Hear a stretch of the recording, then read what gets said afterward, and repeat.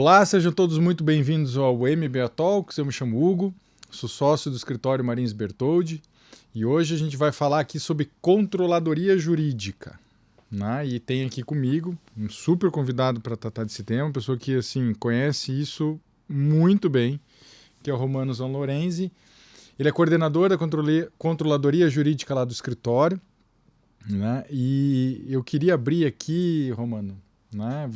Você obviamente vai falar sobre a controladoria e eu estava pensando, vindo para cá, estava pensando, o escritório está fazendo 30 anos, né? Desses 30 eu estou há 13 e eu acompanhei um pouco do movimento da controladoria dentro do escritório e eu acho que ele sintetiza um pouco do movimento da própria controladoria jurídica de uma forma geral, né? Ou seja, um setor dedicado a gente brinca lá no escritório que é o coração, né? Enfim, mas que tinha uma função muito específica, né? E hoje ganhou um contorno muito maior, né? Ganhou funções muito estratégicas dentro do escritório, né? Deixando de ser...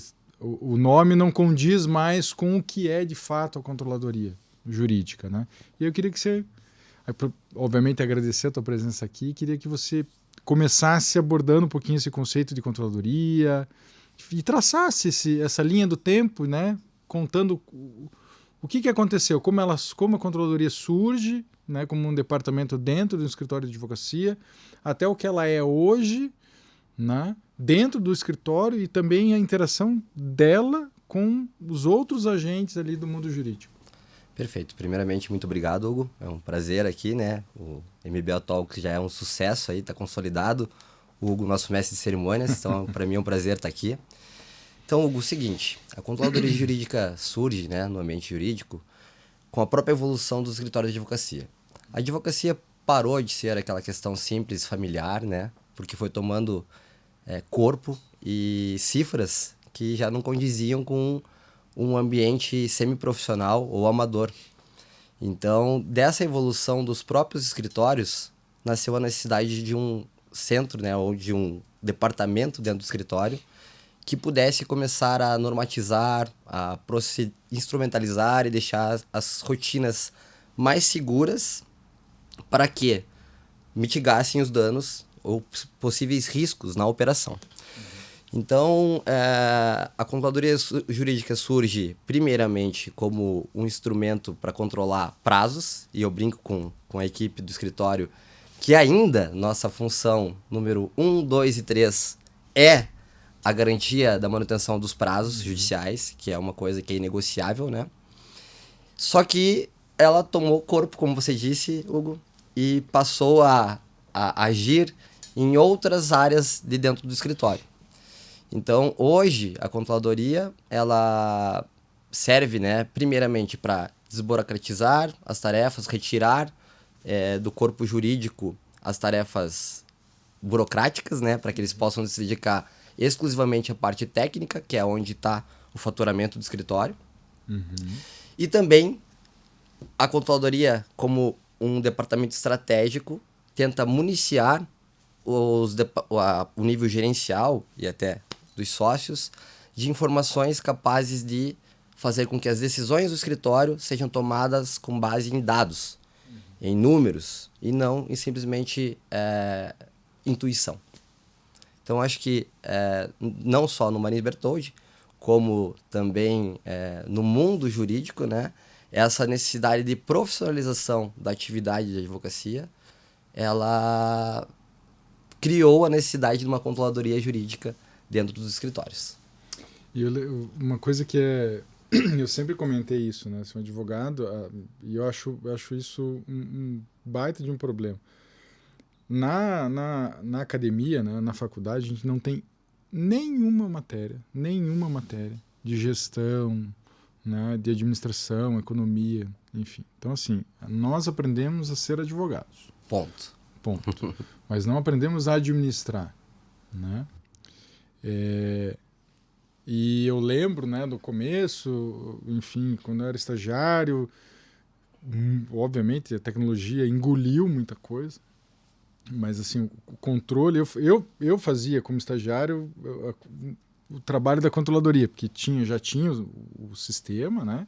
Enfim, mas eram as fichinhas, então você ia ao fórum, fazia lá, ia presencialmente ao fórum, né? Nas varas, fazia, enfim, o acompanhamento dos processos para saber, o processo foi concluído, o processo, né, Hugo, até vou pedir licença aí. Aqui, claro. Eu acho que essa rotina de fórum, né, eu fico triste hoje que os estagiários não têm mais isso, sim, porque os primeiros embates jurídicos que um profissional do direito tem é conseguir algo numa secretaria. Então, essa rotina e o traquejo de ouvir, o processo está concluído, o processo está na secretaria, e daí você descobre aquela mágica da certidão, que você fala para o serventuário, fala, então você certifica isso. E, magicamente, o processo surge. Então, acho que ali que começaram...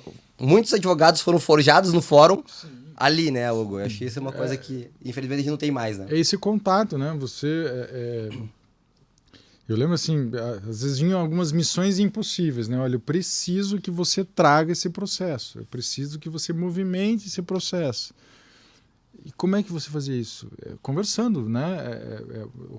Criando relacionamento. Uhum. Então, por exemplo, eu lembro que assim, existiam varas que a gente precisava criar um relacionamento, às vezes escutar quieto algum desaforo, enfim, né? Normal, porque você precisava da ajuda daquele servidor, né? E assim, não é nenhuma ajuda fora do padrão, é simplesmente fazer com que o processo se movimente, né? Que você consiga tirar cópia. Às vezes o processo está concluído, poxa, mas eu preciso da cópia. Né? E pelo relacionamento ele vai lá, tira da pilha, não, vai lá rapidinho, então tira a tua cópia, volta o processo para cá, tá, volta. Isso, querendo ou não, era um trabalho de controladoria, né? Porque assim, organizava, a fichinha estava atualizada, aquilo era lançado no sistema, né? E o próprio advogado acompanhava o prazo, enfim, as publicações, o tal do Bonjour, né? Que vinha pelo correio, eles entregavam, vinha pelo correio, não, passavam um rapaz entregando tudo grampeadinho lá. Exatamente. Que alguém que lia o diário e ficava separando. Fazia o recorte, e até o recorte jurídico, o recorte das publicações tem esse nome porque efetivamente era feito um recorte do jornal, colado numa ficha e entregue no escritório pela manhã. Entregue no escritório pela manhã. E aí você comentou, bom, não, o escritório cresce como um negócio, não só como prestação de serviço jurídica propriamente dita, mas os escritórios, e vou obviamente puxar a sardinha para a minha brasa aqui, o escritório, o Marins Bertoldi, cresce exponencialmente como uma empresa, né, como um negócio jurídico, não só como um escritório de advocacia em si.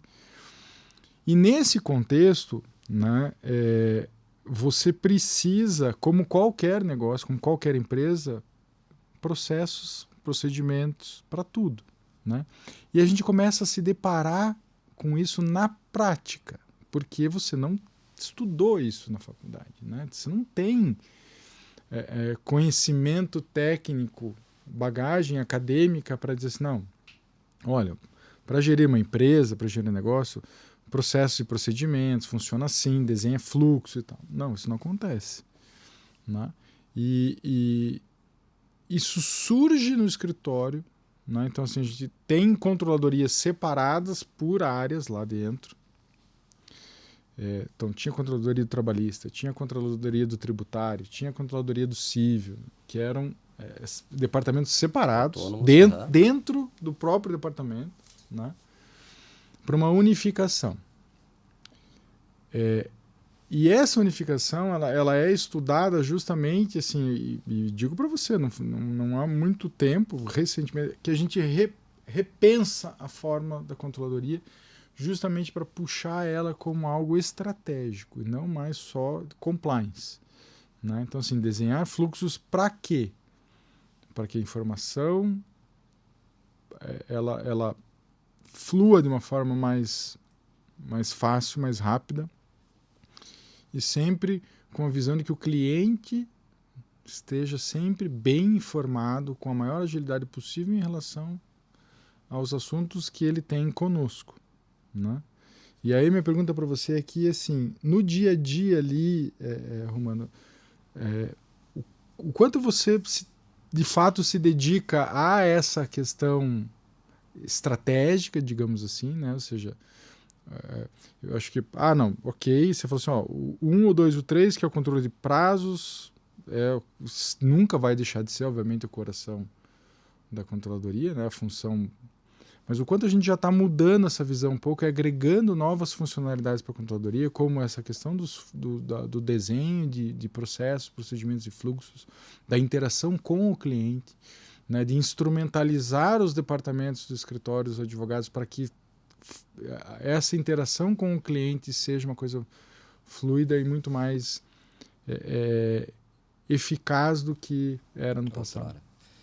Bom, Hugo, acho que como você comentou, né, o Marins, ele deixa de ser um mero escritório de advocacia e vira um parceiro de negócios, né? Então, a gente não atua exclusivamente quando já há o litígio, não, a gente está ali para orientar, para auxiliar no negócio como um todo dos nossos clientes e parceiros, né?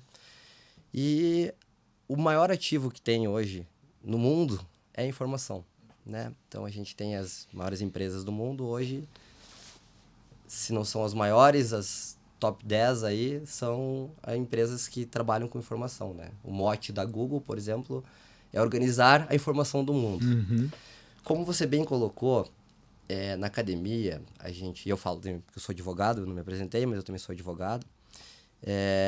Efetivamente, a gente aprende a ser advogado, ponto. Sim. A gente não tem nenhuma orientação de como conduzir, como gerir um negócio. E muito menos que a gente vai ter que submeter a procedimentos. E por isso, muitas vezes, a controladoria é o departamento dos chatões. Por quê? É a gente que vai estar brigando para que a pessoa coloque informação, faça lançamento, lance o timesheet. Então, a controladoria, justamente por trabalhar com pessoas, a gente também tem muita dificuldade em implementar culturas. E como você disse, tinham 3 controladorias e hoje a gente está tentando fazer o quê? Ter uma coisa unificada para que isso seja a identidade do Marins. A pessoa consiga entrar no escritório e saber que no Marins funciona desse jeito, que com isso a gente vai estar mantendo a experiência do cliente, o nível de excelência das entregas que nós temos. Uhum. Porque a gente tem que criar padrões para que a entrega do Hugo seja sempre a entrega do Hugo com a mesma excelência quando ela é entregue pelo Romano, né? Porque são os nomes dos sócios que estão ali, mas é o escritório, né? Então, a gente tem que criar esses procedimentos para na excelência ali, mitigar riscos e garantir que a jornada, que a experiência do cliente seja sempre a mesma. Então, a gente, na controladoria, né, depois que eu ingressei no escritório e já tinha um trabalho que vinha sendo feito, muito bem feito, a gente começa a buscar, primeiro, formas de instrumentalizar e criar procedimentos que sejam adotados por todos, garantir que toda a informação esteja centralizada num software, né, para que a gente consiga, para que isso facilite o gerenciamento dessas informações. E nessa toada, né, do software, a controladoria também tem um objetivo que é estar atenta à inovação tecnológica. Então, a gente também vem trabalhando, junto com as outras equipes, em buscar tecnologias que possam fazer com que tenha uma melhora na eficiência dos profissionais, né? Reduza o tempo gasto e investido em tarefas burocráticas e aumente, consequentemente, a eficiência mesmo, né? Então, além das outras funções da controladoria, a gente vem trabalhando em buscar ferramentas, que nem todo mundo fala hoje de inteligência artificial. Ela é algo que está sendo utilizado por todos, a gente querendo ou não, né? Nós querendo ou não, isso está sendo utilizado por todos. Mas ela tem que ser vista com um pouco de cuidado, né? Porque ela pode ser um grande aliado, quando bem utilizada, ou pode ser um inimigo, quando nas mãos erradas, né? Então, acho que para tentar responder o que você perguntou, nós estamos trabalhando na controladoria para que a gente tenha ferramentas possíveis, ferramentas melhores, que tragam maior efetividade, maior segurança e, consequentemente, lá na frente, mais rentabilidade ao negócio. Você falou da inteligência artificial, deixa eu puxar esse gancho aqui, porque, assim, né, a gente E aí eu falo por mim que eu sou às vezes um pouco resistente a algumas coisas, né? Então estou me entregando para a inteligência artificial agora. Não, é um mundo sem volta, a gente tem que aprender a usar, né? É usar. Pro bem. Pro bem, né? Eu tenho as minhas ressalvas, né? Eu tenho alguns receios em relação à IA. Eu acho que a gente corre um sério risco de deixar de pensar por conta da inteligência artificial, achando que ela vai trazer tudo pronto, né? Mas quando a gente está falando de controladoria, como é que funciona a inteligência artificial dentro da controladoria? Como é que a gente usa, como é que a gente consegue agregar uma IA, por exemplo, dentro de uma controladoria jurídica? Bom, Hugo, eu também tenho a mesma opinião que você, sabe? Que a gente tem que tratar a inteligência artificial como algo que está aqui, um caminho sem volta, né? Como o telefone, como a internet, não vai ter um passo para trás, isso veio para ficar. Só que ela tem que ser bem utilizada, exatamente porque hoje tem pessoas que estão se entregando piamente, né, às respostas trazidas pela IA. Na controladoria, a gente pode ter a inteligência artificial como aliada em alguns aspectos. Hoje a gente já tem algumas plataformas, por exemplo, que conseguem fazer validação se aquela jurisprudência trazida numa peça, ela é ou não válida. Ela até cria um nível, né? Ela verde, ela conseguiu bater lá com a raspagem de dados feita no tribunal e dizer, isso aqui está no tribunal. Isso aqui é amarelo, isso aqui parece que está no tribunal, mas ele pode ter sido digitalizado. Ou vermelho falando, não, isso aqui não é uma jurisprudência válida. E o que aconteceu? Essa plataforma até, ela foi muito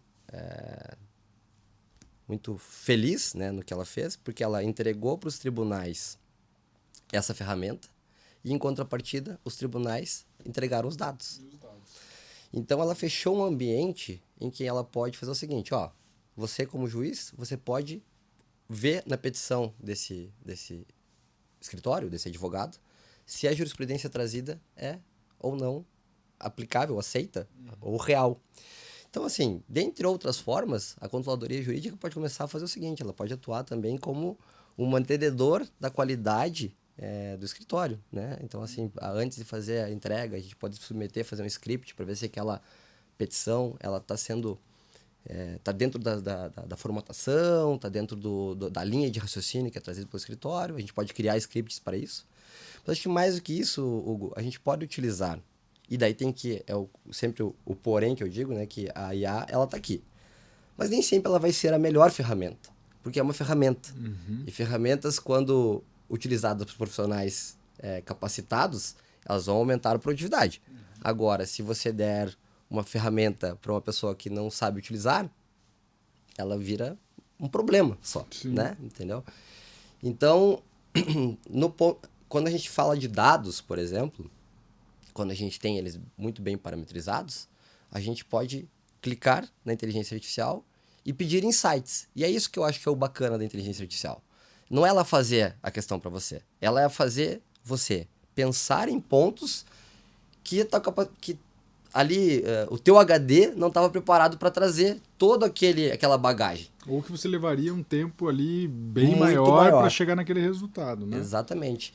Então, eu acho que a IA, a gente podia ficar falando por muito tempo aqui. Por exemplo, né, a gente até estava estamos trabalhando num projeto com o Caio e com a Vitória, do Corporativo, de uma inteligência artificial que nos pareceu ser excelente para due diligence. Porque ela consegue fazer o quê? Você consegue colocar uma carga de informações dela gigantesca e ela consegue separar para você já quais os documentos que você tem que analisar de verdade. Então, o quê? Ela não está fazendo o trabalho teu de analisar e elaborar um parecer técnico, jurídico, como é o serviço do advogado.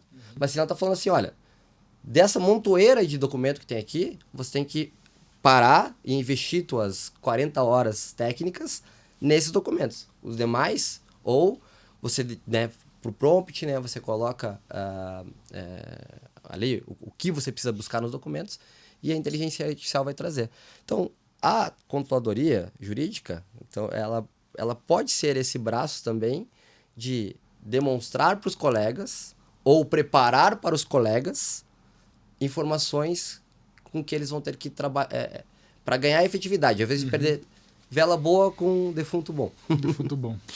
E quando você, e assim, você comentou uma coisa na tua fala diversas vezes ali, a questão da gestão de dados, né? Ou seja, a controladoria, ela não é mais só a controladora de prazo, mas ela trabalha muito com essa questão dos dados.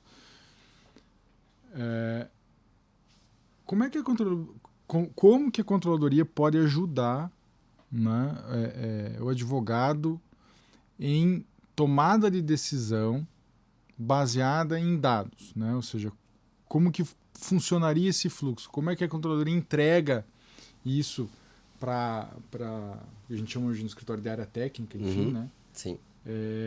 Para que ele consiga caminho A, caminho B, né? Eu tenho aqui a possibilidade de ir pelo A ou pelo B, e a partir daquilo que vem da controladoria, né, dessa gestão desses dados, me facilita a escolha estratégica do caminho A ou caminho B. Tá, Hugo. Para essa questão de decisões técnicas, né, a gente pode entregar questões de jurimetria. Então, o que acontece? Hoje a gente consegue pegar essas plataformas, elas fazem essa chamada raspagem de dados, né? E hoje a gente consegue ter com um grau de assertividade muito grande informações sobre se aquele desembargador, como ele vota normalmente, né? Como aquele juiz ou como aquela turma decidem. Então a gente consegue trazer, através de análise de dados, né, de jurimetria, informações que vão... óbvio, a gente nunca vai trabalhar com garantia, né? Mas a gente pode direcionar dizendo que, normalmente, ou de todas as decisões que trataram daquele assunto específico naquela Câmara, naquela Secretaria, 90% foram nesse sentido ou foram no sentido contrário. Então, esse é um ponto. Mas, além das decisões técnicas, Hugo, eu acho que a questão de gestão ali geral de pessoas, de equipe, de demandas, ela também é uma questão que, às vezes, a controladoria pode entregar mais informações ainda para os líderes e gestores, né? Para a questão de distribuição, por exemplo, quando você consegue ter tudo parametrizado, a gente pode olhar e falar o seguinte, olha, o Romano, eu passei uma demanda para o Romano demorou 8 horas para fazer aquilo ali. Peraí, era realmente uma coisa complexa ou não era tão complexa? Bom, não era tão complexa. Então, peraí, talvez eu esteja... Ou o Romano não era capacitado o suficiente para fazer aquela peça, ou ele é ruim mesmo, né? Então, ele consegue, assim... Através dos dados, a gente consegue começa a interpretar, no nível gerencial, se... Opa, eu como gestor, talvez... Infelizmente, eu achei que o Romano já estava preparado para aquela demanda. Então, eu não posso passar aquilo ali porque é uma demanda de 2 horas. Então, eu tenho que, capacitar o Romano e 2, direcionar ou distribuir as demandas conforme a nível de maturidade profissional de cada um. Então, acho que tanto na tomada de decisões da parte jurídica, quanto na tomada de decisões gerenciais, a controladoria pode ser um braço muito grande. Assim, e até no exemplo que você deu, acho que assim, ou de repente a gente entender, né, que aquela demanda que demorou 8 horas, por diversas razões, ela pode ser automatizada. Sim. Né? Então, assim, se é uma demanda de 2 horas, o que eu posso olhar para aquilo e tornar aquela demanda mais eficiente, né? Ou seja, mais automatizada. Então, assim, a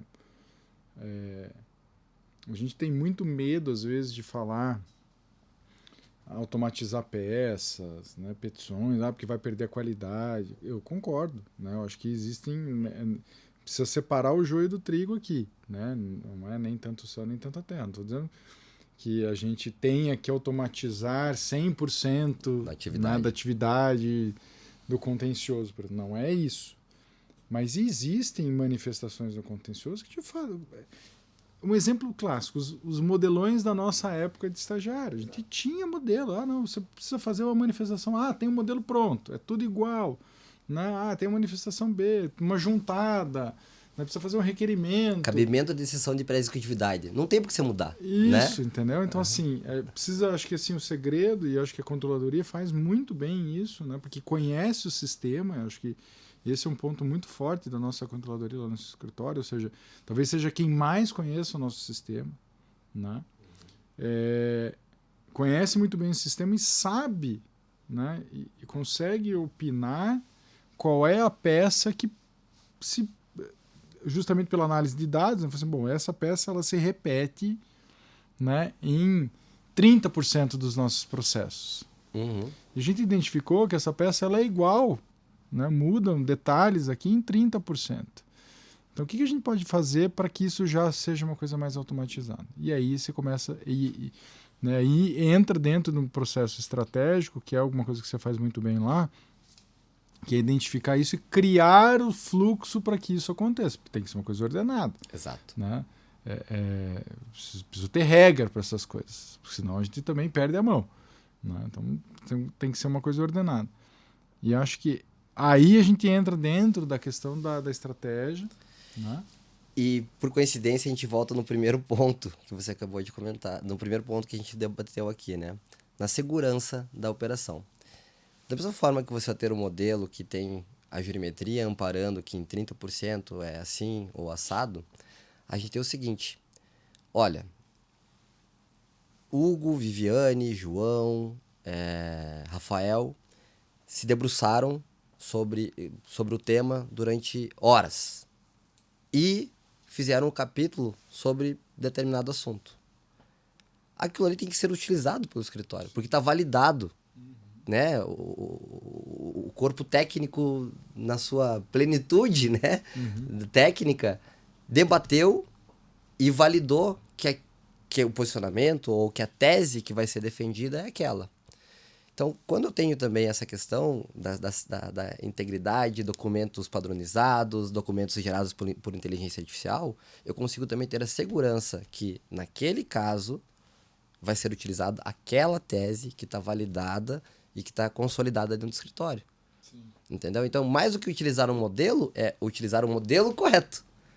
Né? Exatamente. Validado. Então, assim, validado, porque eu não corro o risco que em 99% das peças do Marins nós nos posicionamos assim e tivemos uma tese vencedora. E naquele único caso, puxa vida, o cara pegou uma coisa aleatória, não seguiu a regra do escritório e a gente acabou tendo insucesso.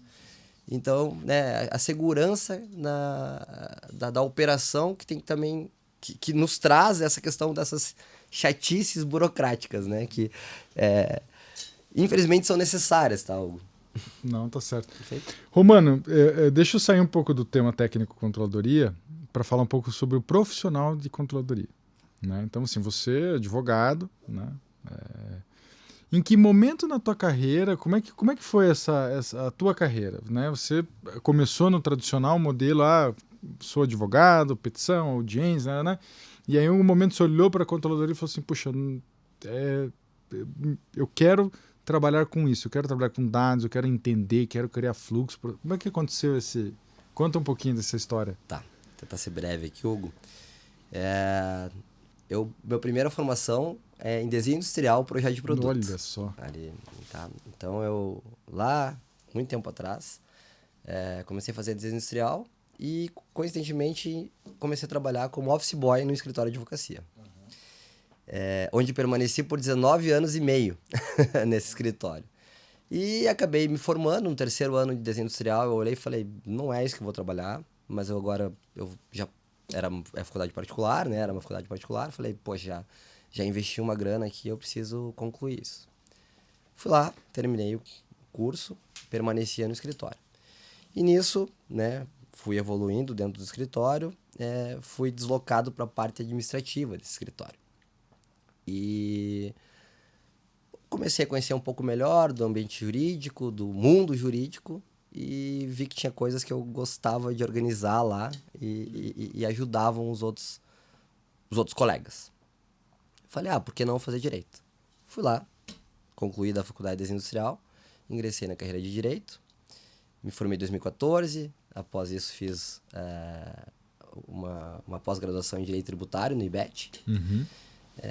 Concluída a pós-graduação no IBET, eu estava atuando de forma híbrida, um pouco na gestão, um pouco na parte técnica do escritório. E quando houve uma cisão desse escritório que eu estava, eu tive que voltar para a parte administrativa. E daí eu parei e falei, olha, eu gosto muito mais da parte gerencial e de dados, números e gestão de empresas do que da parte do direito, em que pese gostar muito de direito. Até tinha ido talvez tenha ido pro direito tributário aí, né? Justamente por essa questão, dessa afinidade com números, que é o que normalmente as pessoas têm horror, né? Tem pavor de números, né? O advogado tem medo de número. E daí eu tive, né, que voltar para a parte administrativa e falei, não, eu posso incorporar também essa questão da gestão dos prazos, porque e lá eu tinha uma função, né, um pouco de coordenador, então era meio que faz tudo, assim, também muitas vezes escritório. Então eu fazia a gestão dos prazos e a gestão do escritório também, ali conciliando as duas atividades. E daí comecei a me especializar e estudar mais, né, sobre controladoria jurídica. Então lá desde 2011 eu participo de FENALO e AB2L, então tento estar inteirado, né, dentro dessa questão. E fiz daí um curso de controller, né? E também agora estudo análise de dados, né? Especificamente, né, no Power BI, né? Que é uma ferramenta muito, muito fantástica. E eu vi que, assim, o controller ele pode ser chamado de um lançador de prazos. Só que ele pode ser uma pessoa estratégica no escritório. Depende do que o controller ou o profissional de controladoria quer. Se ele quiser ser tratado como um subadvogado, né, ele vai ser. Porque se ele se restringir a olhar e lançar sempre a mesma coisa, seguir sempre o mesmo fluxo, sem pensar, em breve ele vai ser substituído por uma IA. Porque, né, entendeu? Ou, em contrapartida, ele pode estar antenado, ele pode estar estudando, ele pode estar se desenvolvendo para que cada vez mais o escritório como um todo enxergue aquele departamento como um aliado e não como um burocratizador. Sim. Eu acho que o teu histórico de carreira e não só de carreira, mas enfim, da busca pelo conhecimento e tal, resume muito bem o que é a controladoria, né? O escritório seja um departamento estratégico, um departamento que tem como uma função ser guardiã, né, de processos, procedimentos, para que a gente reduza, mitigue risco, para que a gente tome decisão baseada em dados, né, tudo isso utilizando muito conhecimento, muita tecnologia, né, então a gente está sempre buscando, que é o que você fez até então, né, sempre buscando entender o que tem de novo, né, e os escritórios também tem que ser, né? O escritório que quer ser de vanguarda tem que agir como tal, né? Principalmente, e isso tem um reflexo direto, inclusive, em como a gente interage com o cliente, né? Ou seja, como a gente leva a informação. Porque uma coisa é eu passar um prognóstico para o cliente baseado naquilo que a minha experiência até ontem achava que era, né? Eu acho que que a decisão é X, né? Que, enfim, caminha pelo lado X. Outra coisa é eu ter esse tipo de decisão baseada em dados. Olha, no CARF, esse assunto, né, foi discutido 12 vezes. Né? Dessas 12 vezes, 8 foram favoráveis ao contribuinte, 4 foram desfavoráveis. Nas que foram desfavoráveis, em 3 delas, os argumentos principais foram... E isso é, assim, essencial, reduz, né, gera um ganho de eficiência muito grande. Né, e isso está, assim, dentro da controladoria, se veja, é isso que você comentou, né, eu posso, e não é só o controller, né, não é só qualquer advogado, exato. Aliás, qualquer profissional em qualquer área, ele pode ser um profissional, ele pode ser o profissional, né, ele pode entregar muito mais, ele pode se dedicar ou ele pode entregar o que todo mundo entrega, né? Eu acho que assim, a diferença ela está concentrada em duas duas coisas. O próprio profissional, a dedicação que ele tem, a vontade que ele tem de ser diferente dos demais, e a inteligência artificial vai criar um abismo nisso, né? Ou seja, a minha percepção é que pós-inteligência artificial, o profissional que vai se destacar é o que vai poder responder por quê, né? Por que eu faço isso? Porque... Ou que sabe perguntar.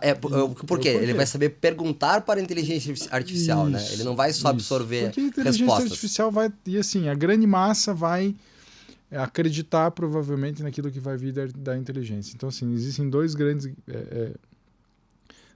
variáveis aqui, que é quem entrega informação para a inteligência, quem treina e quem sabe perguntar, né, para ter a resposta correta. Obrigado, Romano, muito por obrigado, estar aqui. Né? A gente conversou quase 40 minutos de conversa, acho que foi super legal, né? Entender o que é uma controladoria, entender qual é a função estratégica dela, né? A importância que isso tem não só para garantir, né, uma segurança do escritório, mas para garantir um fluxo de informações no escritório com clientes, enfim, com todos os agentes que participam do meio jurídico, seja juiz, seja servidor, enfim, para que esse trânsito ele seja o mais fluido possível. Obrigado por estar aqui e agradeço muito pela conversa que a gente teve. Bom, Hugo, muito obrigado. Eu agradeço aqui a oportunidade, né?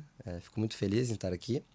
Também estava com medo, né, no início, a primeira vez que eu gravo aqui, então achei que 12 minutos seriam demais, aí acabamos ficando 35 minutos. Então, muito obrigado. Imagina. Um excelente dia. É assim mesmo. Pessoal, obrigado e até uma próxima.